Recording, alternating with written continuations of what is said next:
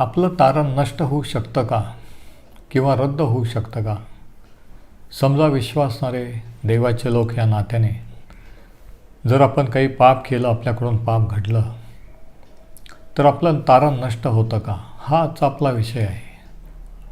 आता तारण होणं ही आनंदाची गोष्ट आहे. तारण झालेलं आहे माहीत होणं ही त्याच्यापेक्षा आनंदाची गोष्ट आहे. परंतु त्याच्यापेक्षा आनंदाची गोष्ट ही की एकदा आपलं तारण झाल्यानंतर ते तारण रद्द होत नाही किंवा नष्ट होत नाही. आणि हेच आज आपण पाहणार आहोत की आपण सार्वकालिकरित्या सर्व काळ सुरक्षित कसं आहोत.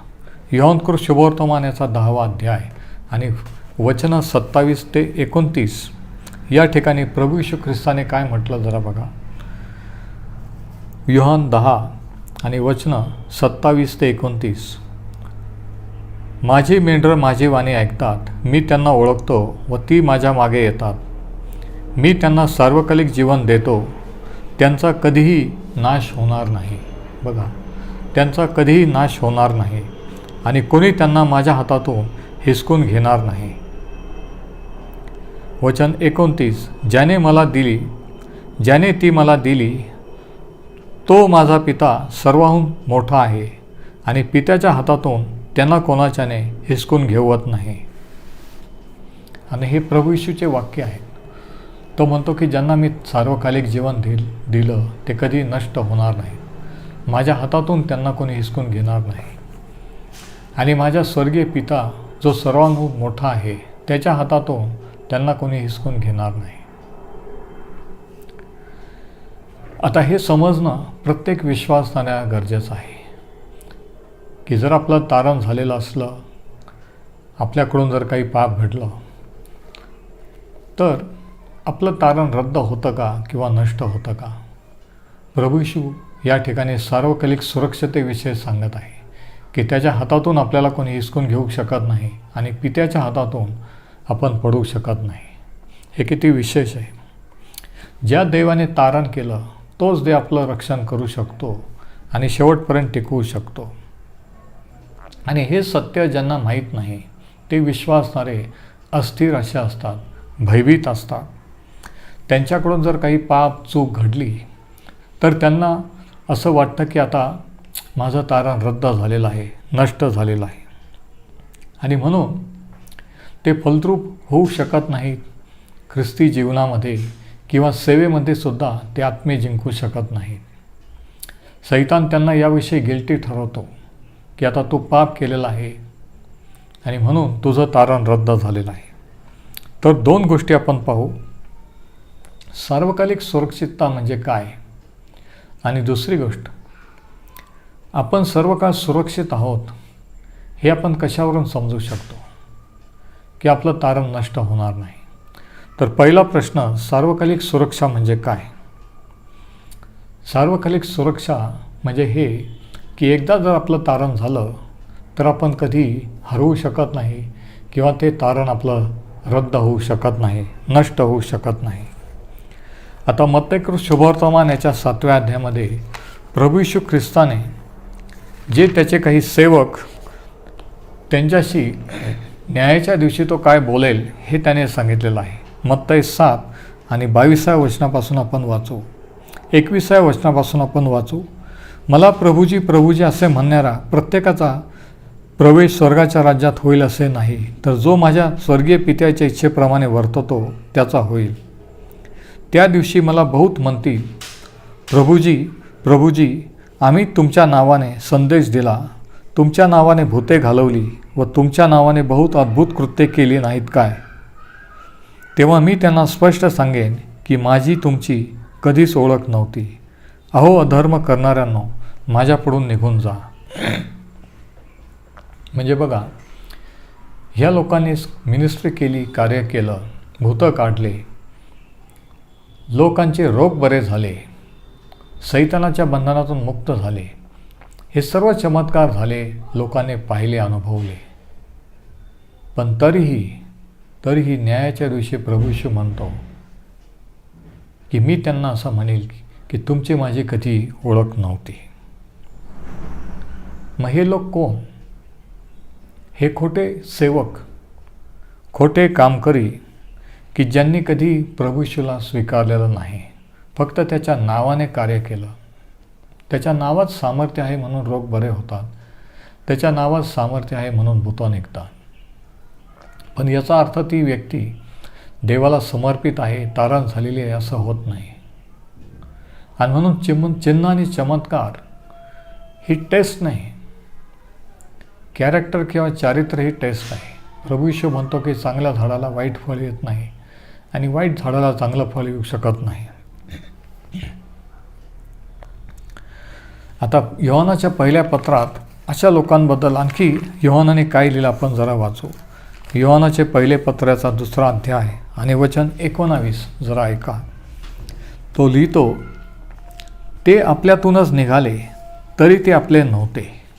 म्हणजे जे मंडळीतून निघाले, वेगळे झाले परिचितांपासून, ते आपल्यातूनच निघाले तरी ते आपले नव्हते.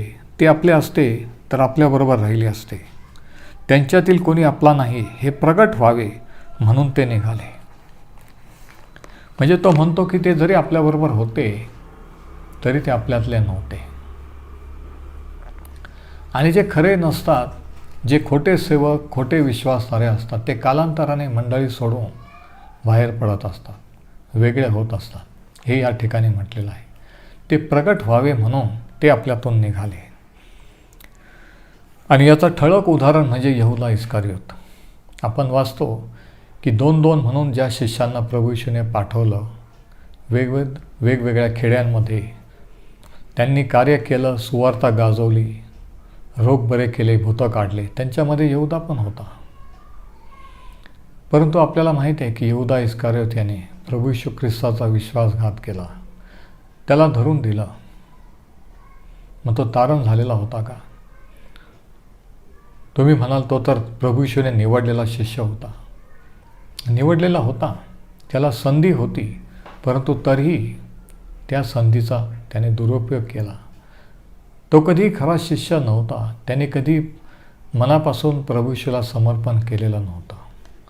त्याच्या नावाने कार्य केलं, सेवा केली, मिनिस्ट्री केली. तसं आजही होत आहे. त्याच्या नावाने कार्य करतात, कार्य होतं, मिनिस्ट्री होते.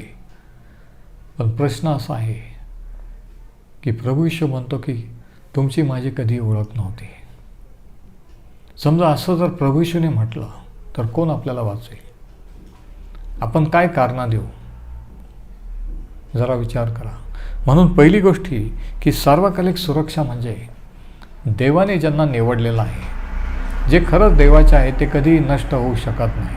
पण जे निवडलेले नाहीत ते विश्वासघात करतात, फितूर होतात, मागे फिरतात आणि त्याला सोडून जातात.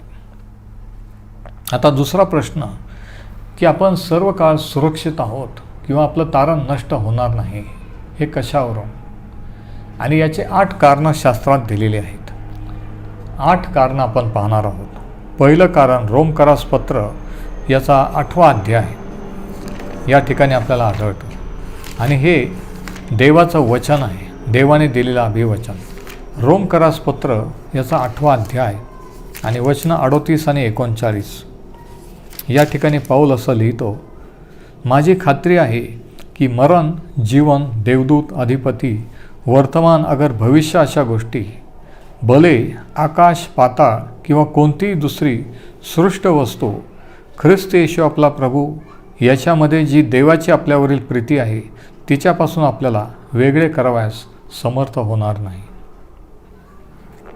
देवाने आपल्याला सर्व काळ सुरक्षित राहण्याचं वचन दिलेलं आहे की कोणतीही गोष्ट ह्या जगातली, आकाशातली, पृथ्वीखालची, अंतराळातली, सैतानाचं साम्राज्य, दुरात्म्यांचं साम्राज्य, हे कोणीही आपल्याला देवापासून वेगळे करू शकणार नाही. म्हणजे काय की आपलं एकदा जर तारण झालं तर ते तारण नष्ट होत नसतं, होणार नाही. दुसरं कारण फिलिप्पेकरास पत्राचा 1ला अध्याय आणि याच्या 6व्या वचनामध्ये आहे. फिलिप्पेकरास पत्र याचा 1ला अध्याय आणि वचन 6 या ठिकाणी पाऊल काय म्हणतो बघा, ज्याने तुम्हामध्ये चांगले काम आरंभिले तो ते येशू ख्रिस्ताच्या दिवसापर्यंत सिद्धीस नेईल, हा मला भरोसा आहे. फिलिप्पी 1 आणि वचन 6. ज्याने तुम्हामध्ये चांगले काम आरंभिले. तारणाचं कार्य, पवित्र आत्म्याचं कार्य, चांगलं काम, ह्याची सुरुवात, याचा आरंभ कोणी केलेला आहे? आपण नाही, तुम्ही नाही किंवा मी नाही. हे देवाने त्याच्या आत्म्याने, प्रभू येशू ख्रिस्ताने केलेलं आहे. आणि तो म्हणतो की ज्याने तुम्हामध्ये चांगले काम आरंभिले, तो ते येशू ख्रिस्ताच्या दिवसापर्यंत सिद्धीस नेईल. म्हणजे तो ते काम पूर्ण करील. आणि तुम्हाला माहीत आहे का, देव जे काम सुरू करतो ते कधी अर्धवट सोडत नसतो, ते तो पूर्ण करत असतो. जर तुमच्या जीवनात त्याने काम सुरू केलेलं आहे तर तो ते पूर्ण करील, तुम्ही किंवा मी नाही. आपण आपल्या प्रयत्नाने आपण स्वतःला टिकवू शकत नाही, तर आपल्याला टिकवणारा तो आहे. आणि याबद्दल पाऊलाला पूर्ण खात्री होती आणि म्हणून त्याने हे लिहिलं. आता तिसरं कारण पुन्हा आपल्याला रोमकरासपत्राच्या 8व्या अध्यायात आढळतं. रोमकरासपत्राचा 8वा अध्याय आणि वचनं 29 आणि 30 या ठिकाणी पाऊल म्हणतो की कारण ज्यांच्याविषयीचे त्याला पूर्वज्ञान होते. पूर्वज्ञान म्हणजे अगोदर माहीत असणे की कोण त्याच्याकडे वळणार आणि कोण नाही. आणि हे देव सर्वज्ञानी असल्यामुळे त्याला अगोदरच माहीत असतं. आणि म्हणून शास्त्रात लिहिलं की आपल्या जन्मापूर्वी त्याने आपल्याला ख्रिस्तामध्ये निवडले. त्याला माहीत होतं की कोण त्याच्याकडे वळणार आणि कोण नाही. कारण ज्यांच्याविषयीचे त्याला पूर्वज्ञान होते त्यांनी आपल्या पुत्राच्या प्रतिमेप्रमाणे बनावे म्हणून त्याने त्यांना आगाऊच नेमून टाकले. अगोदरच ठरवले की ते काय होतील, जन्मल्यानंतर, देवाकाळानंतर काय कार्य करतील, कोणती मिनिस्ट्री करतील, हे अगोदरच त्याने नेमलं. म्हणजे तुम्ही आणि मी जे कार्य करतो ते देवाने आपल्या जन्मापूर्वी नेमलेलं आहे का? हो.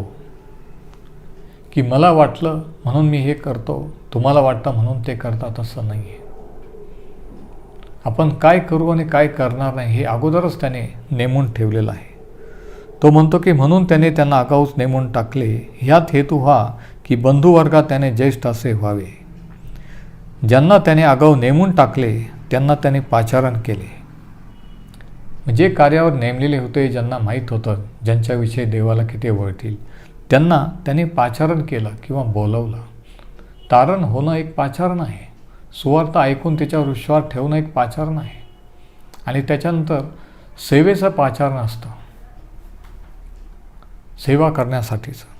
तो म्हणतो त्याने पाचारण केले. ज्यांना पाचारण केले त्यांना त्याने नीतिमान ठरवले आणि ज्यांना नीतिमान ठरवले त्यांचे त्याने गौरव केले.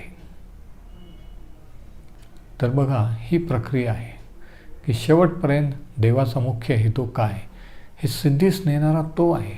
कृपा, ज्ञान, बुद्धी, सामर्थ्य पुरवणारा तो आहे.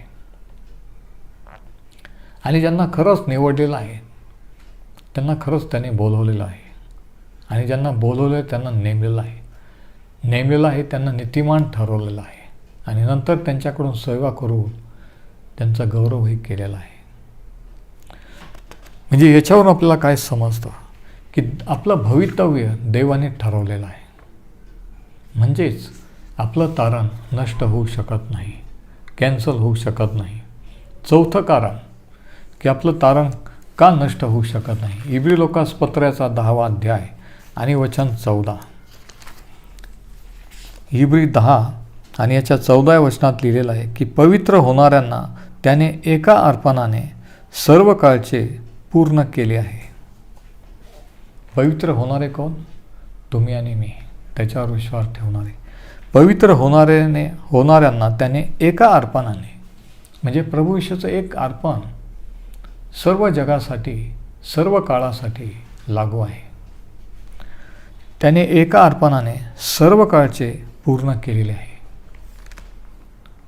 म्हणजे एका अर्पणाने आपण एकदाच सर्व काळासाठी आत्म्याने पूर्ण झालेलो आहोत.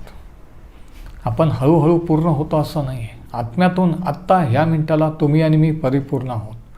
बुद्धीने आपण वाढत जातो, परंतु आत्म्याने आपण परिपूर्ण असे आहोत. देव त्या दृष्टीने आपल्याकडे पाहतो. तर चौथं कारण हे की आपली परिपूर्णता. त्याने सर्व काळासाठी आपल्याला परिपूर्ण केलेलं आहे. प्रभू येशूचं एक अर्पण आपल्याला सर्व काळासाठी परिपूर्ण असं करतं. आणि म्हणून आपलं तारण आपण गमावू शकत नाही.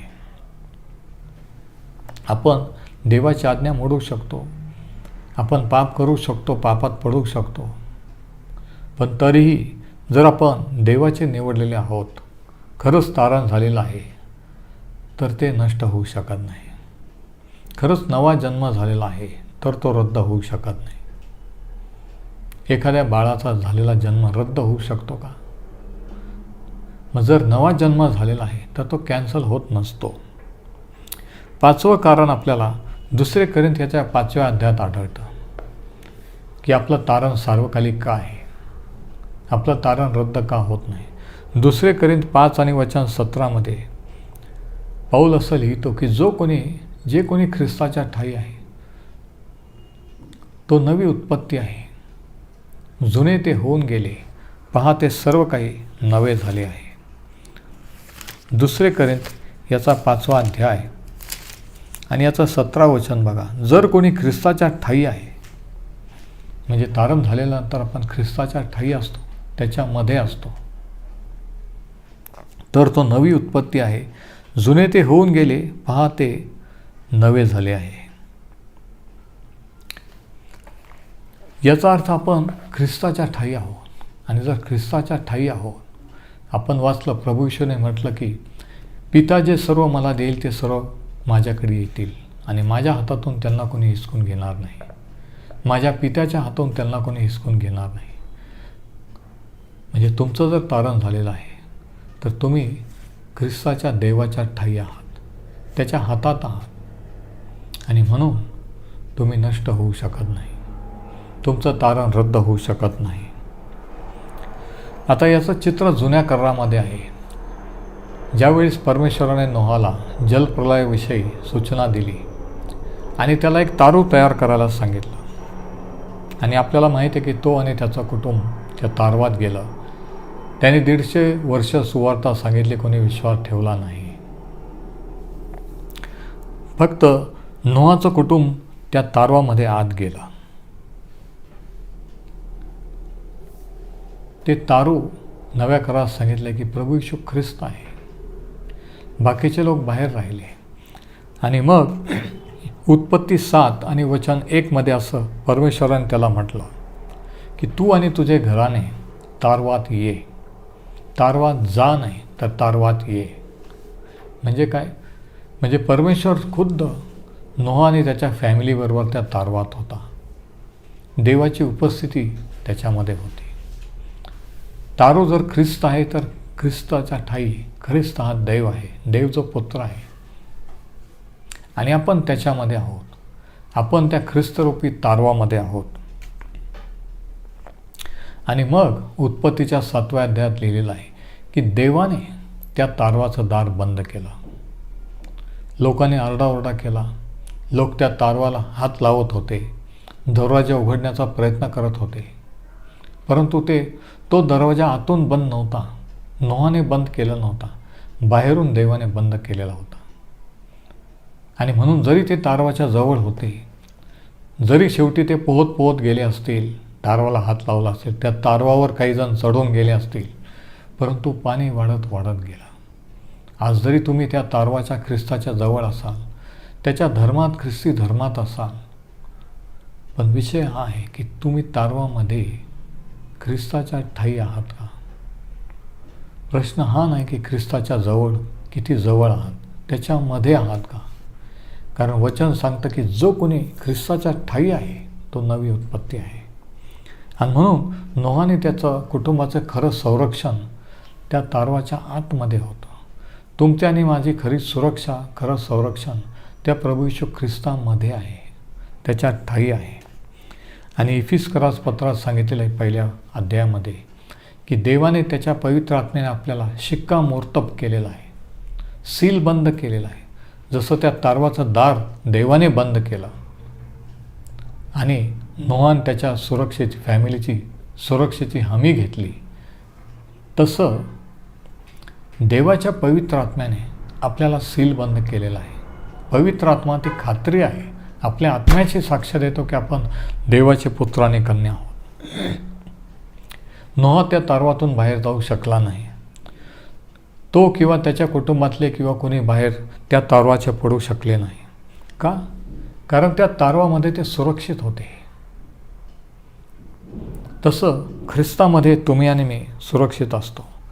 आता तारवाच्या आतमध्ये एवढे महिने असताना नोहा अनेक वेळा पडला असेल, रात्रीच्या वेळेस, दिवसाच्या वेळेस, काहीतरी धडक लागून, ठेच लागून, परंतु तो आतमध्ये पडला. तो तारवाच्या बाहेर पडला नाही. तो बुडाला नाही किंवा नष्ट झाला नाही. तुम्ही आणि मी ख्रिस्ताच्या ठायी असताना आपल्याकडून चुका होतात, पापं घडतात, आपण आतमध्ये पडतो, पण आपण बाहेर पडत नाही. हे लक्षात घ्या. 6वं कारण, आपलं तारण का नष्ट होत नाही, होऊ शकत नाही. योहानकृत शुभवर्तमान याचा 5वा अध्याय. या ठिकाणी प्रभू येशू ख्रिस्ताने काय म्हटलं आणखी आपण पाहू. योहान 5 आणि वचन 24. तो म्हणतो, आणि हे प्रभू येशूचे वाक्य आहेत की मी तुम्हास खचित खचित सांगतो. म्हणजे जसं आजच्या भाषेत लोक म्हणतात की मी शपथ सांगतो. आता प्रभू येशूला काही गरज नाही म्हणण्याची की मी खचित खचित सांगतो. तो देव आहे, देव जो पुत्र आहे, तो असं पण म्हणू शकतो की मी हे सांगतो. पण ज्यावेळेस तो खचित किंवा खचित खचित म्हणतो, याचा अर्थ की ते अत्यंत महत्त्वाचं आहे, लक्ष देण्यासारखं आहे, समजून घेण्यासारखं आहे. मी तुम्हास खचित खचित सांगतो, जो माझे वचन ऐकतो आणि ज्याने मला पाठविले त्याच्यावर विश्वास ठेवतो, त्याला सार्वकालिक जीवन प्राप्त झाले आहे. म्हणजे तारण. कारण तारणाच्या वेळेस आपल्याला देवाचं जीवन आपल्याला मिळतं. जे सार्वकालिक जीवन आदामाने हवा याने एदेन बागेत गमावलं, ज्यामुळे मरण आलं, ते जीवन, ते सार्वकालिक जीवन आपल्याला मिळतं. त्याला सार्वकालिक जीवन प्राप्त झाले आहे आणि त्याच्यावर न्यायाचा प्रसंग येणार नाही. म्हणजे देवाचा लोकांचा शेवटच्या दिवशी न्याय होईल का? नाही. इथं स्पष्ट सांगितलेलं आहे. आणि तरी काही लोकांना, काही विश्वासाने वाटतं की नाही, आपल्या सर्वांचा न्याय होणार आहे. आपण सर्वजण त्याच्या पुढे उभा राहू. परंतु आपण काय केलं या जगात असताना, कशी सेवा केली, कसं जगलो, ह्याच्याबद्दलचं प्रतिफळ, पुरस्कार मिळण्यासाठी, शिक्षा भोगण्यासाठी किंवा आपला जो न्याय, आपण जे त्याच्या न्यायासनासमोर उभा राहू, ती शिक्षा तो काय देतो हे ऐकण्यासाठी नाही. तो म्हणतो की त्यांच्यावर न्यायाचा प्रसंग येणार नाही. तो मरणातून जीवनात पार गेला आहे. का? कारण त्याला सार्वकालिक जीवन मिळालेले आहे. सार्वकालिक म्हणजे कधी नष्ट न होणारं, कधी न संपणारं. मग आता विचार करा, जर सार्वकालिक जीवन तुम्हाला मिळालेलं आहे, ते जीवन जर तुमच्या ठायी आहे, तर तुम्ही नष्ट होऊ शकता का? तुमचं तारण कॅन्सल होऊ शकतं का? 7वं कारण. आता हे 7वं कारण योहानकृत शुभवर्तमानाच्या 17व्या अध्यायामध्ये जेव्हा प्रभू येशूने गेत्सेमने बागेत ती शेवटची प्रार्थना केली, त्याच्यामध्ये आपल्याला आढळतं. योहान 17. आणि या ठिकाणी प्रभू येशू ख्रिस्त वधस्तंभावर जाण्यापूर्वी अत्यंत आग्रहाने, विव्हळतेने, क्लेशाने, दुःखाने तो विनंती करीत होता. आणि त्या विनंतीमध्ये एक विनंती काय होती बघा, 9वं वचन बघा. तो म्हणतो, त्यांच्यासाठी मी विनंती करतो, मी जगासाठी विनंती करीत नाही. योहान 17 आणि 9. त्यांच्यासाठी म्हणजे कोणासाठी? जे शिष्य आहेत त्यांच्यासाठी. जे शिष्य त्यावेळेस प्रभू येशू बरोबर होते, त्याने निवडलेले होतं. तो म्हणतो, त्यांच्यासाठी मी विनंती करतो, मी जगासाठी विनंती करीत नाही. कारण जगासाठी विनंती तो वधस्तंभावर करणार होता. तर जे तू मला दिले आहेत त्यांच्यासाठी, कारण ते तुझे आहेत. म्हणजे जे शिष्य त्यांनी निवडले, त्यांना देव पित्याने अगोदर निवडलेलं होतं. प्रार्थना करून पित्याने दाखवलं की कोणाला मी निवडलेलं आहे. आणि त्यांनाच प्रभू येशूने निवडलं. आणि म्हणून तो म्हणतो की त्यांना तू अगोदरच निवडलेलं होतं. त्यांच्यासाठी मी विनंती करतो, कारण ते तुझे आहेत. बघा, आणि मग त्यांच्यासाठी त्यांनी काय प्रार्थना केली बघा, वचन 15. तू त्यांना जगातून काढून घ्यावे अशी मी विनंती करीत नाही, तर तू त्यांना वाईटापासून, ओरिजिनल शब्द आहे त्या दुष्टापासून म्हणजे सैतानापासून, वाईटापासून राखावे अशी विनंती करतो. म्हणजे प्रभू येशूने शिष्यांसाठी काय विनंती केली की जगात ते शिष्य असताना सैतानाने म्हणजे त्या दुष्टाने, देवाने त्यांना सैतानापासून, त्याच्या दुरात्म्यापासून राखावं आणि त्यांना दिलेलं कार्य जगात असताना पूर्ण करावं. ही विनंती प्रभू येशूने केलेली आहे. बघा, आणि प्रभू येशूने केलेली विनंती कधी फेल जाऊ शकते का? देव जो पिता त्याची विनंती ऐकणार नाही का? त्याने ऐकली. शेवटपर्यंत ते शिष्य विश्वासू राहिले. एवढंच नाही तर त्यांनी आपला जीव देखील त्याच्यासाठी दिला. इतिहास याला साक्षी आहे. आता तुम्ही म्हणाल हे तर फक्त शिष्यांसाठी केलेली प्रार्थना होती, पण माझं काय? आता आपण 20 वचन वाचू. वचन 20 बघा. मी त्यांच्यासाठीच केवळ नाही, म्हणजे शिष्यांसाठीच नाही, तर त्यांच्या वचनावरून जे माझ्यावर विश्वास ठेवतात त्यांच्यासाठीही विनंती करतो. शिष्यांच्या वचनावरून. शिष्यांचं वचन कोणतं? तुमच्या आणि माझ्या हातात असलेलं पवित्र शास्त्र. त्यांच्या वचनावरून जे माझ्यावर विश्वास ठेवतात. आज तुम्ही आणि मी जर ह्या वचनावरून, शिष्यांनी लिहिलेल्या ह्या वचनावरून जर आपण विश्वास ठेवलेला आहे, तर आपल्यासाठी प्रभू येशूने विनंती केलेली आहे. तो म्हणतो त्यांच्यासाठी मी विनंती करतो. आता ही विनंती फक्त त्या काळात 2000 वर्षापूर्वी त्या शिष्यांसाठीच होती का? नाही. तुमच्या आणि माझ्यासाठी ह्या काळात आजच्यासाठी होती का? हो. आज देखील तो आपल्यासाठी मध्यस्थी करीत आहे. इब्री लोकास पत्र याचा 7वा अध्याय आणि 25वा वचन बघा. इब्री लोकास पत्र याचा 7वा अध्याय आणि वचन 25. हे सध्या प्रभू येशू ख्रिस्त स्वर्गामध्ये काय करीत आहे, कोणतं कार्य करीत आहे, स्वर्गात गेल्यापासून तर पुन्हा त्याच्या आगमनापर्यंत. ह्यामुळे ह्याच्याद्वारे देवाजवळ जाणाऱ्यांना हा म्हणजे प्रभू येशू पूर्णपणे तारण्यास समर्थ आहे. कारण, आणि आता ऐका, कारण त्यांच्यासाठी मध्यस्थी करण्यास हा सर्वदा जिवंत आहे. म्हणजे आज 2000 वर्षापासून प्रभू येशू ख्रिस्त देव पित्याजवळ काय करीत आहे? प्रत्येक काळात त्याचे निवडलेले लोक, त्याचे शिष्य यांच्यासाठी पित्याजवळ मध्यस्थी करत आहे की जगात असताना तुम्हाला आणि मला, देवाच्या लोकांना त्यांनी राखावं, त्या दुष्टापासून, सैतानापासून आपलं रक्षण व्हावं, देवाने दिलेलं कार्य, सेवा आपण पूर्ण करावी. ही प्रभू येशूची तुमच्या आणि माझ्यासाठी प्रार्थना आहे. किती विशेष आहे ना का? तुम्ही म्हणाल माझ्यासाठी रोज प्रार्थना करणारा कोणी नाही, किंवा जरी लोक म्हणतात, आपण ऐकतो की कोणीतरी म्हणतं आमच्यासाठी प्रार्थना करा, आणि नुसतं म्हटलं जातं का हां ठीक आहे आम्ही प्रार्थना करू, पण खरंच प्रार्थना करतात की नाही आपल्याला माहीत नाही. किंवा आपण दुसऱ्यांना देत, तुम्ही दुसऱ्यांना बोललेलं आहे की हां आम्ही प्रार्थना करू, पण काही वेळेस आपण चुकतो, काही वेळेस आपण विसरतो. पण या वचनात सांगितलं की प्रभू येशू ख्रिस्त हा आपला देव पित्याजवळ मध्यस्थ आहे. तो 24 तास तुमच्या आणि माझ्यासाठी मध्यस्थी करीत आहे. आणि म्हणून तुम्हाला मला सैतानाला घाबरण्याची गरज नाही.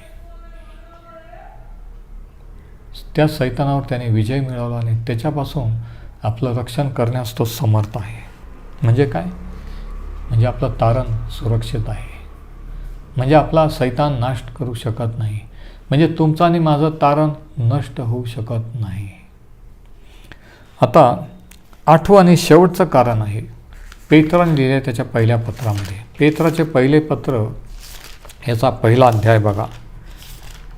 पेत्राचे पहिले पत्र याचा पहिला अध्याय आणि याच्या 5व्या वचनामध्ये पेत्र असं लिहितो, आपल्या प्रभू येशू ख्रिस्ताचा पिता जो देव तो धन्यवादित असो, सदाजीवी आशा प्राप्त होण्यासाठी आणि अविनाशी निर्मळ व न कोमेजणारे वतन मिळण्यासाठी त्याने आपल्या महादयेनुसार आपल्याला मेलेल्यातून येशू ख्रिस्ताच्या उठण्याच्या द्वारे पुन्हा जन्म दिला, म्हणजे आपलं तारण केलं. जे तारण शेवटल्या काळी प्रगट होण्यास सिद्ध आहे ते प्राप्त व्हावे म्हणून. आणि आता ऐका, तुम्ही देवाच्या शक्तीने विश्वासाच्या द्वारे किंवा विश्वासाच्या योगे राखिलेले आहात. आपण राखलेले आहो का? कोणाच्या शक्तीने? आपल्या विश्वासाने, आपल्या शक्तीने, दुसऱ्यांच्या प्रार्थनेच्या शक्तीने नाही. त्या वचनात बघा, त्याने तुम्हास जे तारण शेवटल्या काळी प्रगट होण्यास सिद्ध आहे ते प्राप्त तुम्ही देवाच्या शक्तीने. कोणाची शक्ती आहे? देवाच्या शक्तीने. अंडरलाईन करा. तुम्ही देवाच्या शक्तीने विश्वासाच्या द्वारे. म्हणजे काय? देवाची शक्ती आहे राखण्यास समर्थ. देव राखण्यास शक्तिमान आहे, पण त्याच्यावर तुमचा आणि माझा विश्वास पाहिजे. तुमचा विश्वास आहे का देव शेवटपर्यंत आपल्याला राखू शकतो, टिकवू शकतो? आपण नाही आपल्याला टिकवू शकत, पण आपल्याला टिकवणारा तो आहे. आणि म्हणून मला काळजी करण्याची, तुम्हाला काळजी करण्याची गरज नाही. तुम्हाला मला टिकवणारा तो आहे. तुम्ही आणि मी त्याच्या हातात आहोत.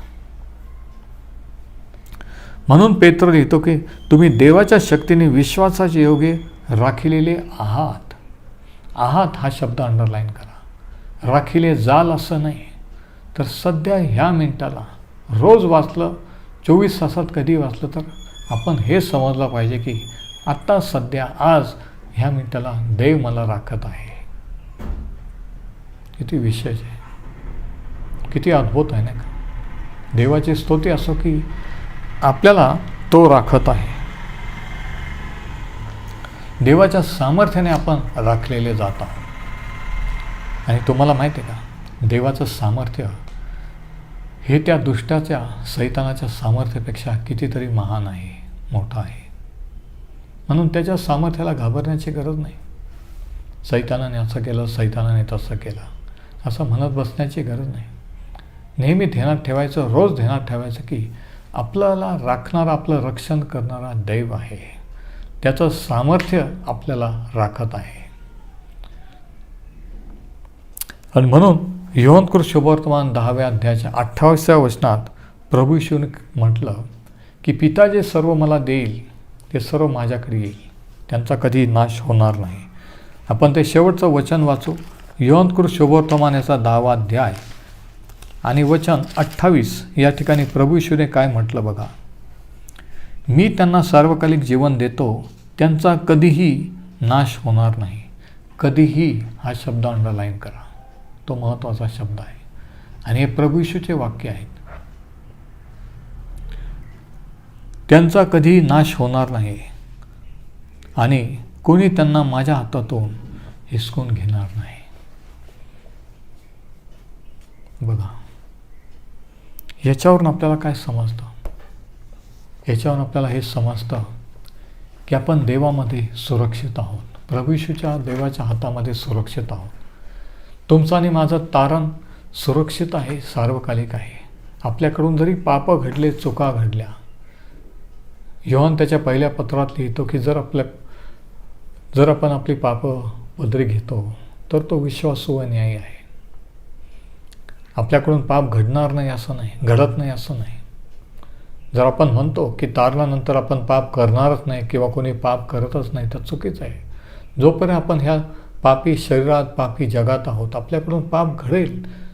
म्हणूनच योहानाच्या पहिल्या पत्राच्या 7व्या अध्यायापासून लिहिलं आहे की जो कोणी म्हणतो की माझ्या ठाई पाप नाही तो लबाड आहे. पण जर आपण पाप पदरी घेतो तर तो विश्वासू व न्यायी आहे आणि प्रभू येशूचं रक्त आपल्याला सर्व पापापासून शुद्ध करेल. 2व्या अध्यायाच्या पहिल्या वचनात म्हणलं की पित्याजवळ तो आपला कैवारी आहे. त्या ठिकाणी कैवारी पहिले योहान 2:1 यासाठी वापरलेला मूळ शब्द आहे ॲडव्होकेट किंवा वकील. म्हणजे प्रभू येशू ख्रिस्त तुमचा आणि माझा वकील आहे. लक्षात घ्या, ज्यावेळी सैतान दोष लावतो की ह्याने असं केलं, त्याने तसं केलं, हिने असं केलं, ह्याच्याकडून हे पाप घडलं, तिच्याकडून हे. त्यावेळेस प्रभू येशू ख्रिस्त पित्यासमोर वकिली करून म्हणतो की मी त्याच्यासाठी, तिच्यासाठी माझं रक्त सांडलेलं आहे. तर हे 8 कारणं आहेत की आपलं तारण का सुरक्षित आहे. आणि म्हणून ही आनंदाची गोष्ट आहे की आपलं तारण होऊ शकतं. तारण ही देवाची देणगी आहे, कृपेने आहे. तारण झालेले आहे आपल्याला कळू शकतं. आणि त्याच्यापेक्षा महत्त्वाचं आणि आनंदाचं म्हणजे तारण हे कधी नष्ट होऊ शकत नाही, रद्द होऊ शकत नाही. कारण तुम्हाला आणि मला सांभाळणारा, टिकवणारा, शेवटपर्यंत चालवणारा तो देव आहे, प्रभू येशू ख्रिस्त आहे.